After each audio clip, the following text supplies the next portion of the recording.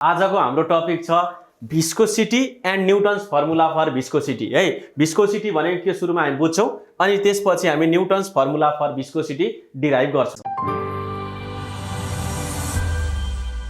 हामी फ्लुइड अथवा लिक्विड चाहिँ एट रेस्ट हुँदाखेरि है नकुदेको अवस्थामा जुन हामी फिजिक्स फेनोमेनाहरू डिस्क्राइब गर्छौँ नि त्यसलाई भन्छौँ हामी फ्लुइड स्ट्याटिक्स है।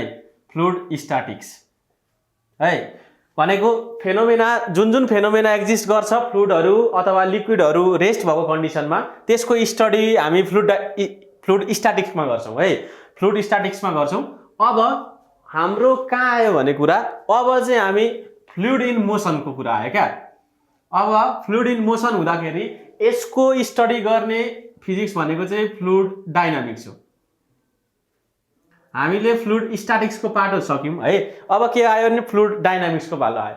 अब यहाँ भिस्कोसिटी भन्ने टर्म छ। हामी भिस्कोसिटीलाई कसरी डिफाइन गर्छौँ भने मानौँ कि एउटा यहाँनिर टनल छ हो, टनलबाट वाटर हामीले छिरायौँ है। वाटरको मुभमेन्ट हुँदैछ, एकातिरबाट छिर्दैछ अर्कोतिरबाट निस्किँदैछ भनेको water is in motion. Water मोसनमा छ अथवा लिक्विड मोसनमा छ। जुनै लिक्विड छिराए पनि भयो के छ मोसनमा छ। यसरी कुनै पनि लिक्विड है फ्लो गर्दाखेरि के गर्छ भने लेयर लेयरमा फ्लो गर्छ। यो एउटा लेयर भयो, अर्को लेयर के हुन्छ एकदम के हुन्छ क्लोजमा हुन्छ है। नेबरिङ लेयर्सहरू हो यो सबै भनेको एउटा लेयर अर्को लेयरसँग के हुन्छ अट्याच्ड हुन्छ। यहाँ अब अट्याच गरेर देखाउन मिलेन अलिकति है। एउटा लेयर अफ लिक्विड अर्को लेयर अफ लिक्विडसँग के हुन्छ भने कन्ट्याक्टमा हुन्छ क्या। अब दुईटा फ्लो गर्दाखेरि नि एउटा लेयर अर्को लेयरसँग के हुन्छ टाँसिँदै फ्लो गरिरहेको हुन्छ भने there exist a internal friction. यो एउटा लेयर र अर्को लेयरको बिचमा फ्रिक्सन एक्जिस्ट गर्छ। त्यो फ्रिक्सन एक्जिस्ट गरेपछि फ्रिक्सनले त ओभियसली के गर्छ भने मोसनलाई अपोज गरिदिन्छ क्या। फ्रिक्सनको काम के हो, कुनै पनि बडी अगाडि कुदिरहेछ भने फ्रिक्सनले गर्दा त्यसको मोसनलाई के गरिदिन्छ यसले डिके गराइदिन्छ नि त। भनेको यो भेलोसिटी घटाउने काम गर्छ भनौँ न सिम्पली है। अब जुन यो नेचर छ लिक्विडमा इन्टरनल फ्रिक्सनको, यो इन्टरनल फ्रिक्सन यहाँ लेखेको छ है। यो जुन इन्टरनल फ्रिक्सन यहाँ एक्जिस्ट गर्छ लिक्विडमा यसले के गर्छ भने मोसनलाई डिस्टर्ब गरिदिन्छ है। मोसनलाई के गर्छ अपोज गरिदिन्छ। अपोज गर्ने जुन प्रोपर्टी छ जुन लिक्विडको त्यसलाई भन्छौँ हामी viscosity. The viscosity of liquid or fluid is defined as an internal friction which tends to oppose the flow of liquid or fluid है। जसले चाहिँ यो इन्टरनल फ्रिक्सन हो। भिस्कोसिटी भनेको के हो internal friction of the liquid layers है which oppose the flow of liquid or fluid। Simply हामी यसरी फ्रिक्सन भिस्कोसिटीलाई बुझ्न सक्छौँ। अनि के गरेको छ भने न्युटन्सले नि यो भिस्कोसिटीको बारेमा डिस्क्राइब गर्दाखेरि एउटा फर्मुला दिएको छ। यो भिस्कोसिटीको भ्याल्यु चाहिँ कति हुन्छ त, यो इन्टरनल फ्रिक्सन चाहिँ लेयरको बिचमा कति हुन्छ त भनेर न्युटन्सले फर्मुला दिएको छ which we are going to derive. अब न्युटन्सको एप्रोच चाहिँ कस्तो छ भने भिस्कोसिटीको केसमा according to Newton the viscous force on any layer of a liquid. यो लिक्विड फ्लो हुँदाखेरि यो एउटा लेयर अरे मानौ, अर्को नेबरिङ लेयर यो भयो, यसरी लेयर लेयर फ्लो हुन्छ वाटर अथवा कुनै पनि लिक्विडमा है। यसरी फ्लो हुँदैछ। अब हामीले यो लेयरहरू यसरी डिफाइन गरौँ विच आर एकदम क्लोज टु इच अदर। यो लेयर अर्को लेयर एकदमै टाँसेर फ्लो भइरहेको हुन्छ। लिक्विड र लिक्विड त के हुन्छ अट्याच हुन्छ नि त है। भिन्दा भिन्दै त फ्लो हुने होइन लिक्विड। अब के हुने हो भने यहाँनिर फिगर बनाउँदा चाहिँ लेयर लेयर सेपरेटली बनाएको मात्रै हो।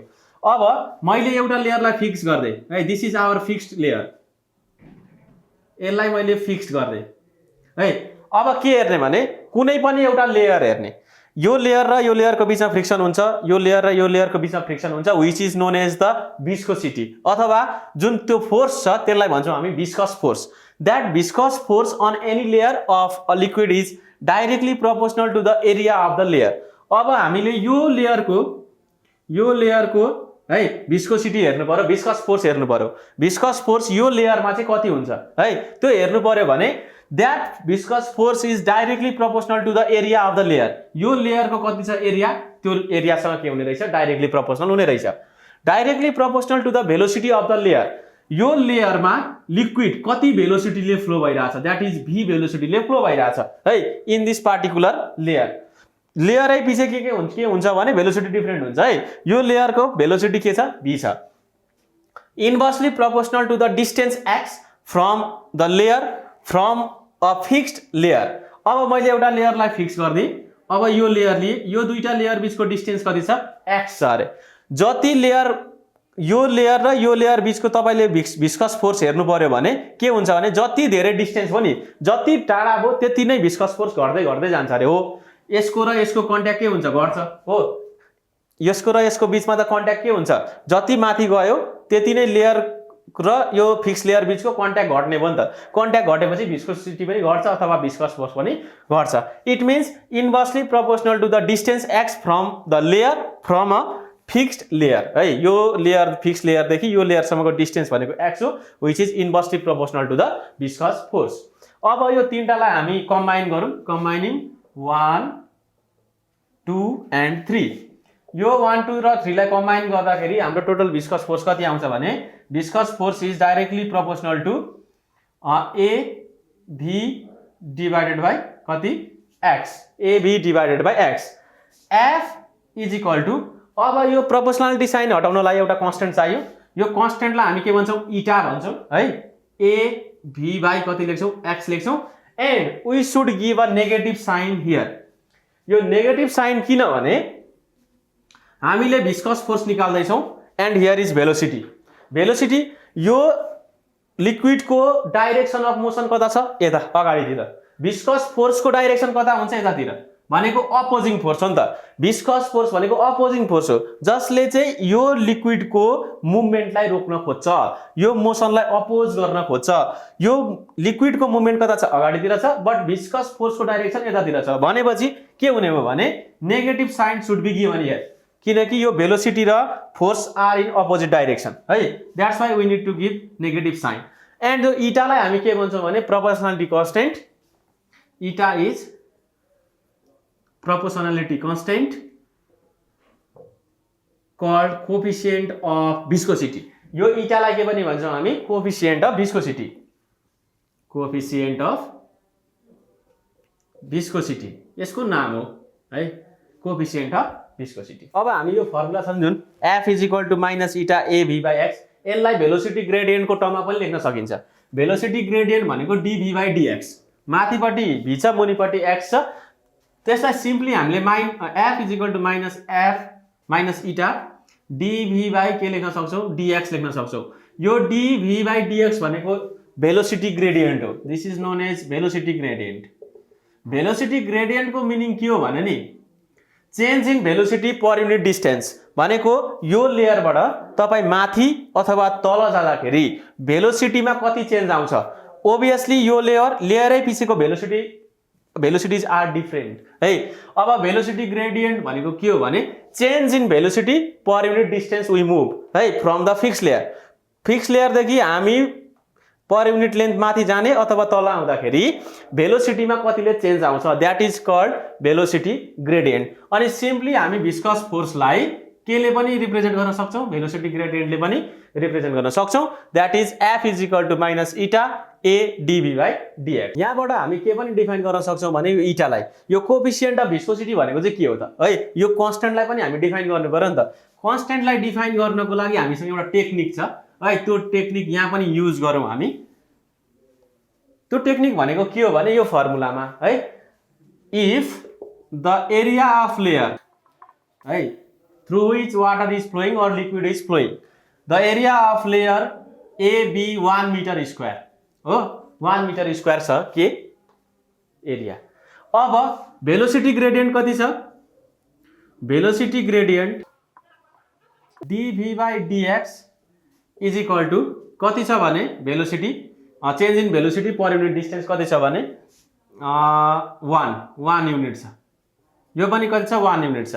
भनेको प्रत्येक 1 मिटर डिस्टेन्स जाँदाखेरि 1 मिटर पर सेकेन्ड भेलोसिटीमा चेन्ज आइरहेको छ है। 1 मिटर माथि जानुभयो भने 1 मिटर पर सेकेन्ड बढ्नु पर्यो। अब अर्को 1 मिटर जानु पर्यो भने 2 मिटर पर सेकेन्ड हुनु पर्यो भेलोसिटी, फेरि 1 ले बढ्नु पर्यो है। अब अर्को 1 मिटर जानु पर्यो भने फेरि कति हुनु पर्यो, 3 मिटर पर सेकेन्ड जानु पर्यो है। जति माथि जानुहुन्छ त्यति भेलोसिटी बढ्दै बढ्दै बढ्दै जानु पर्यो, कतिले 1 मिटर पर सेकेन्डले बढ्दै बढ्दै जानु पर्यो। That is meant by 1 unit है। अब यो भ्यालु लगेर यहाँ राख्नु त के हुन्छ F is equal to minus eta हुन्छ हो F इज इक्वल टु कति हुन्छ माइनस इटा हुन्छ यो इटाको भ्यालु फोर्ससँग के हुने भयो इक्वल हुने भयो भनेपछि now we can define eta now we can define coefficient of viscosity है कसरी डिफाइन गर्न सकिन्छ ल डिफाइन गरेर हेरौँ त डिफाइन गर्दा 10 the coefficient of viscosity of a liquid is defined as the tangential backward force acting on unit area of the liquid flowing in the region of unit velocity gradient normal to the layers of the liquid यो भनेको के हो भने जस्तै liquid flow हुँदाखेरि है liquid flow हुँदाखेरि straight लाइनमा मात्रै लिक्विड फ्लो हुन्छ भन्ने छैन है स्ट्रेट लाइनमा फ्लो हुँदा नि भयो अथवा पाइपको स्ट्रक्चर हेरेर पनि हुन्छ जस्तो पाइप यस्तो किसिमको छ भने हो लिक्विड त यसरी फ्लो हुने हो नि त हो यसरी फ्लो हुने हो नि त लेयर यसरी भनेपछि द्याट टेन्जेन्शियल ब्याकवर्ड फोर्स मिन्स के हो भने यो लेयरसँग टेन्जेन्शियल हुनु पर्यो अथवा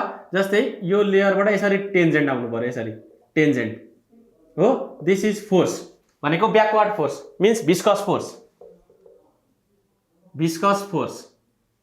कतिखेरको viscous force viscosity coefficient of viscosity of a liquid is defined as a tangential backward force है acting on unit area of the liquid flowing यो जुन लेयरको छ एरिया त्यो कति हुनु पर्यो युनिट एरिया हुनु पर्यो in the region of unit velocity gradient भनेको के हो भने यो कुनै फिक्स लेयरदेखि माथि जाँदाखेरि change in velocity per unit distance है 1 मिटर माथि जानुभयो भने 1 मिटर पर सेकेन्डले भेलोसिटी चेन्ज हुनु पर्यो यदि यो लेयर 20 मिटर पर सेकेन्डमा फ्लो भइरहेको छ भने यो जुन अब 1 मिटर माथि तपाईँ जानुभयो भने त्यसको भेलोसिटी कति हुनु पर्यो 21 मिटर पर सेकेन्ड हुनु पर्यो भनेको 1 युनिट डिस्टेन्स कभर गर्दाखेरि 1 मिटर पर सेकेन्डले के गर्नु पर्यो तपाईको भेलोसिटी चेन्ज आउनु पर्यो है which is normal to the layer यो लेयर छ नि जुन लेयरसँग कति हुनु पर्यो नर्मल हुनु पर्यो हामी कि माथि जान्छौँ कि तल जान्छौँ भेलोसिटी ग्रेडियन्ट हेर्दाखेरि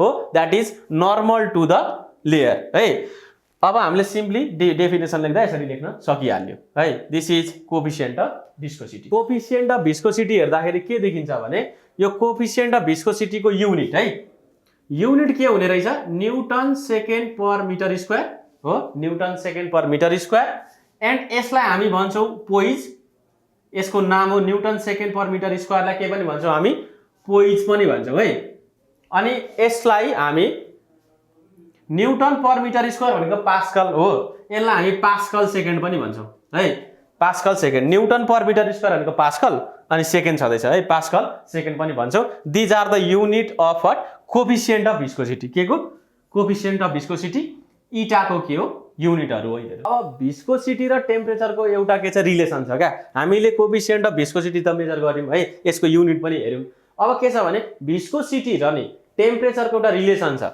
टेम्परेचर बढाउँदाखेरि अथवा घटाउँदाखेरि भिस्कोसिटीमा कस्तो डिफरेन्स आउँछ त है त्यो हामी यहाँ पढ्छौं अब के छ भने टेम्परेचर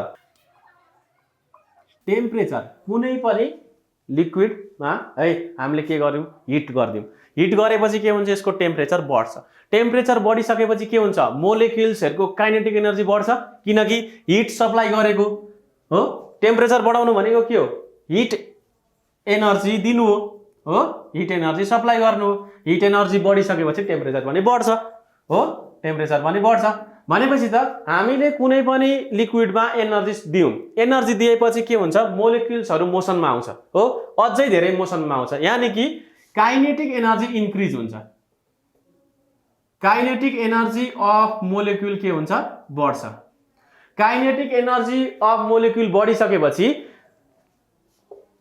जुन फ्रिक्सनल फोर्स छ इन्टरनल फ्रिक्सनल फोर्स त्यो फ्रिक्सनल फोर्स के हुन्छ घट्छ डिक्रिज हुन्छ अझै धेरै मुभमेन्ट भएपछि त तिनीहरुको बीचमा फ्रिक्सन के हुने भयो घट्ने भयो क्या तिनीहरुको काइनेटिक एनर्जी बढिसकेपछि फ्रिक्सन घट्छ इन्टरनल फ्रिक्सन घट्छ इन्टरनल फ्रिक्सन घटिसकेपछि के हुन्छ भिस्कोसिटी पनि डिक्रिज हुन्छ भिस्कोसिटी पनि के हुने भयो डिक्रिज हुने हो यसरी टेम्परेचर बढ्यो भने भिस्कोसिटी घट्छ हो टेम्परेचर बढ्यो भने भिस्कोसिटी घट्छ टेम्परेचर घट्यो भने भिस्कोसिटी बढ्छ है they are inversely proportional to each other म एउटा टेबल बनाउँछु है टेबल बनाएपछि झन् क्लियर हुन्छ। यो टेबलमा हेर्न सक्नुहुन्छ कोफिसिएन्ट अफ भिस्कोसिटी है कोफिसिएन्ट अफ भिस्कोसिटी र टेम्परेचर बिचको रिलेसन मैले डिफ्रेन्ट के लेखेको छ लिक्विड लेखेको छ है यहाँ क्यास्ट्रोल लेखेको छ एन्ड वाटर लेखेको छ अनि एयरलाई पनि हामी फ्लुइड भन्न सक्छौँ है एयरलाई पनि हामी एज अ फ्लुइड के गर्न सक्छौँ डिफाइन गर्न सक्छौँ।